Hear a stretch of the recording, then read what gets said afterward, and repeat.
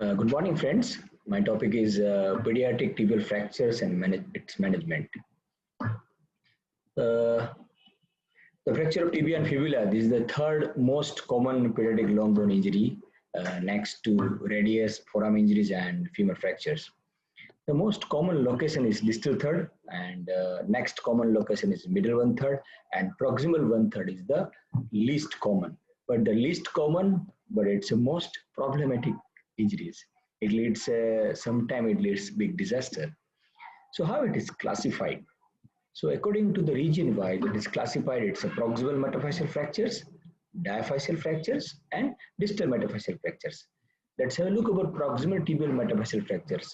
I know it is covered by in a different topic, but we'll go quick through about a couple of slides. This is more common in 3 to 6 years age.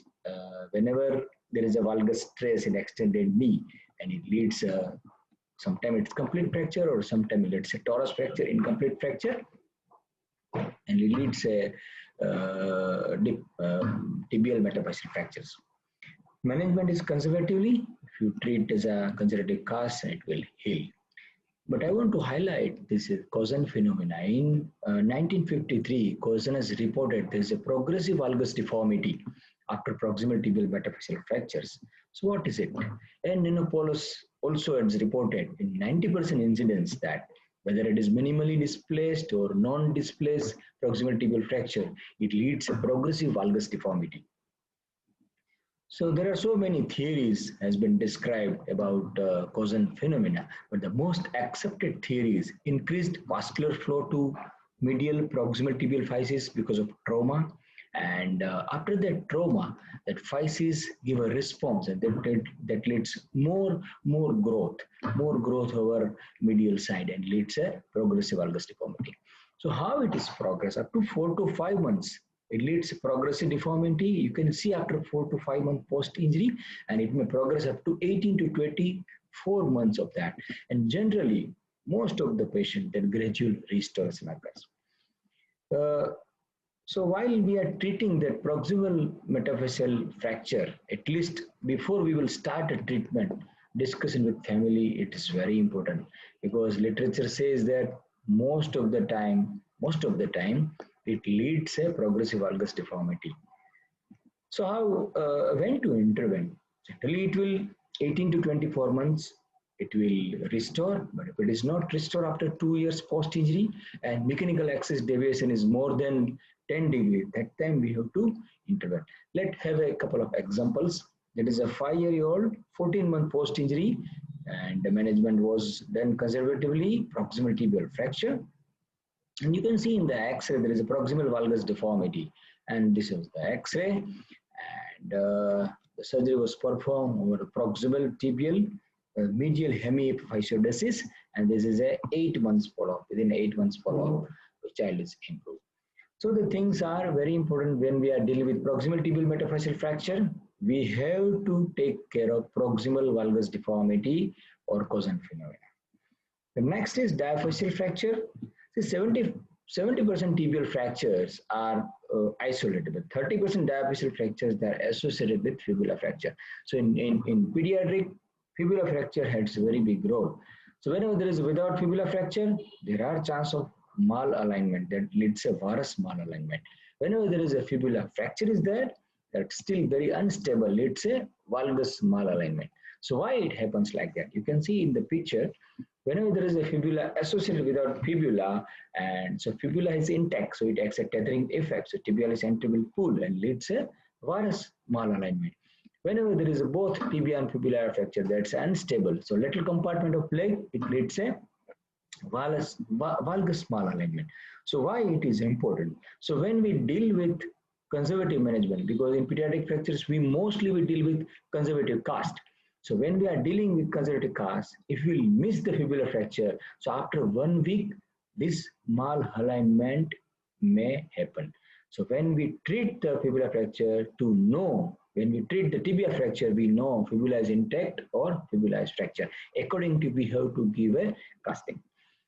So what are the position? Most of the time we do a conservative cast. What are the position? The knee is in the 30 to 45 degree of flexions, because of we have to prevent the rotation. But ankle position is very important. So whenever there is a proximal third tibia, we require a 10 degree of plantar flexions. Whenever there is a middle third tibia, we require a 20 degree of plantar flexion. So these are the general management. Why this position important? To prevent the apex is posterior. So when you give a 90 degree flexion of dorsiflexion, 90 degree of ankle dorsiflexion, it leads a posterior angulation. It leads a recurvatum deformity. And diaphyseal tibial remodeling, that's very limited. Whenever the recurvatum is very long last. So when we are dealing with tibial fractures, casting, and you have to take care of the position of the ankle. So how we will accept? What are the acceptable criteria? So there are two gross demarcations, less than 8 years or more than 8 years. So you can see that here the rotation is 0 degrees, so you could not accept rotation. And below 8 years and more than 8 years, the whole like coronal angulation, sagittal angulation, shortening and cortical overlap, there are very limited or narrow margin of acceptable criteria. So when we are dealing with tibial shaft fracture in pediatric, at least anatomical it is best to try to give an anatomical alignment. And alignment should be checked every weekly because there are higher chance of displacement. So the reason is because when baby is in a cast, there are edema will reduce, it's a muscle atrophy and it's a malalignment. So the principle is you have to wait every weekly up to 3 weeks. After 3 weeks, most probably the callus will form and there are less chance of displacement. So the things are remodeling of angular deformity is very limited, criteria is very limited. So we'll try to give a proper anatomical reduction. How we will deal with open fractures in pediatric? So this is a case, it's a male 4-year road traffic accident and open grade 3B. You will see in the picture there are bone loss, significant bone loss, significant soft tissue injuries. So the most of the principles are same as in adult, but there are some guidelines that are a little bit different. If we'll follow that, it will be really useful. The first thing is the external fixation may use as a definitive management in pediatric.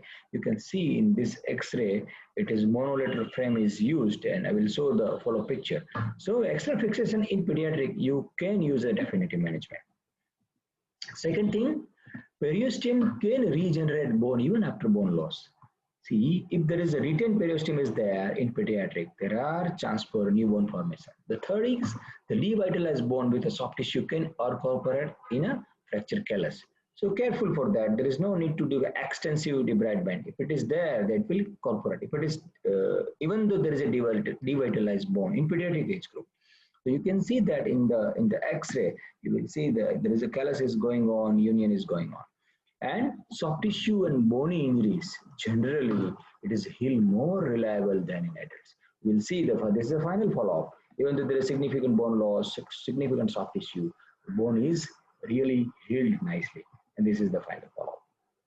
So whenever we're dealing with diaphyseal fractures, there are the principles in management are same in adult, but little bit principles are different. We will follow, will be very useful.